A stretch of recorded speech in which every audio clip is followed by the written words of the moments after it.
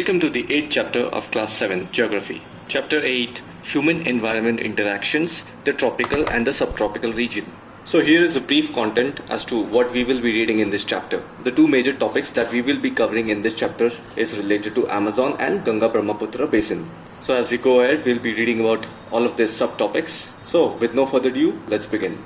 First topic, life in the Amazon Basin. First of all, we all know what and where tropical region is. Let's refresh by having a look at it. So this place is also referred to as the equatorial region. Now I want you to remember these 2 points about tropical region. Number 1, ample of sunshine due to sun rays falling straight on the equator. Number 2, the term tropical rainforest, which means heavy jungle, because this place receives heavy rainfall and has lush green vegetation cover. Always remember these 2 points whenever you hear about equator. Now let's have a look at the flow of the river Amazon. It originates from the Andes Mountains of West, goes all the way through Brazil and drains into the eastern side in the Atlantic Ocean. Now let's read about the climate of Amazon. Since it lies in the equator, it has hot and wet climate throughout the year, and day and nights have high humidity. And it also rains almost every day. There are a lot of things going on if you see, so let's understand that one by one. Hot and wet climate. The reason it's hot is because it lies in the equator. The sun rays fall directly on the center of the earth. And then it's a wet climate as well. And the reason behind that is because rainfall. Always remember, a hot place will always develop low pressure because land heats faster than water, and hot place develops low pressure belt. And always remember, wind flows from high pressure to low pressure. So the trade wind coming from the Atlantic side will rush into the low pressure belt, and that will lead to rainfall. So when you have hot climate and then you have rainfall, then humidity is bound to happen. So now I hope you understand the climate of Amazon crisp and clear. The next topic is rainforests. So Amazon is the world's largest tropical rainforest. The forest cover is so thick that the sunlight doesn't reach the ground. Leaves and branches blocks it. This rainforest is rich in flora and fauna.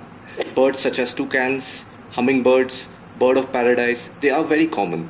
Animals like monkeys, sloth and deadly ants exist here. Various species of reptiles and snakes also live in these jungles.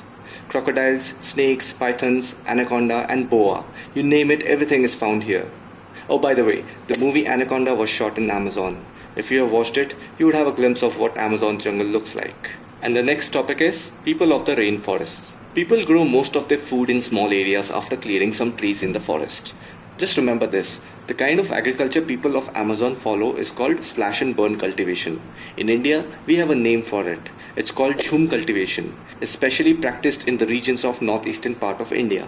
So what they do is, they grow crops by first clearing the land of trees and vegetation, and then burning them thereafter. The burnt soil contains potash, which increases the nutrient content of the soil, while it helps human in terms of agriculture, but it destroys the forest cover and that causes major problem to the ecosystem.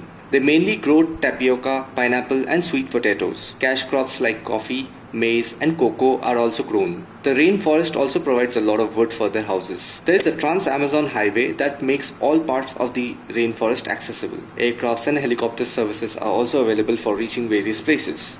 Nowadays, a large portion of the rainforest has been disappearing annually in the Amazon basin. Due to development activities, the ecosystem is getting destroyed, and with destruction of forests, rain washes away the topsoil and that can leave the land good for nothing. So this was all about Amazon basin. Now let's come to India and read about the Ganga-Brahmaputra basin. The tributaries of rivers Ganga and Brahmaputra together form the Ganga-Brahmaputra basin. I'll show you all the tributaries of Ganga and Brahmaputra on a map.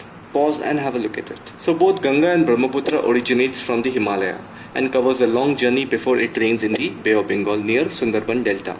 The region where they drain is usually dominated by monsoon climate. The Himalayan mountain areas have steep slopes and rough terrain, therefore less people stay at this place.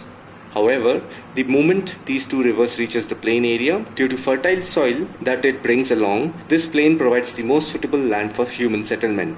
Agriculture is the main occupation of the people. Wheat, maize, sorghum, gram and millets are the other crops that are grown. Cash crops like sugarcane and jute are also grown. Banana plantations are seen in some areas of plain.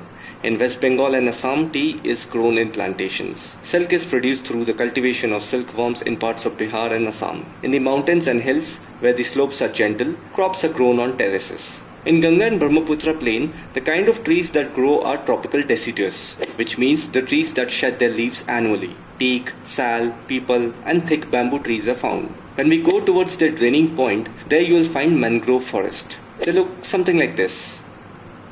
So we have covered the plain, the draining point. What's left? The origination point. In the mountainous region, you'll find coniferous trees like pine, deodar and fir because of the cold climate, slopes and steep up there. There is a variety of wildlife in the basin. Elephants, tigers, deer and monkeys are common. The one-horned rhinoceros is found in the Brahmaputra plain. In the delta area, Bengal tigers, crocodiles and alligator are found. And we also have rich aquatic life in the fresh river waters, the lakes and the Bay of Bengal Sea. The plains of Ganga Brahmaputra is heavily crowded by big towns and cities.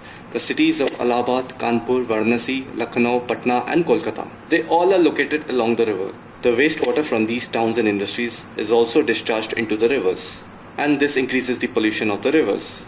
In terms of transportation, railways, roadways and waterways are very effective means of transportation. These plain areas have also a large number of airports.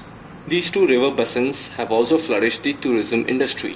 Taj Mahal, Buddhist stupas, then Imambara, wildlife sanctuaries like Kaziranga, Manas, and the distinct tribal culture of northeastern part of India attracts a lot of tourists from all over the world. So, this was all about the Ganga Brahmaputra basin. And with this, we have come to an end.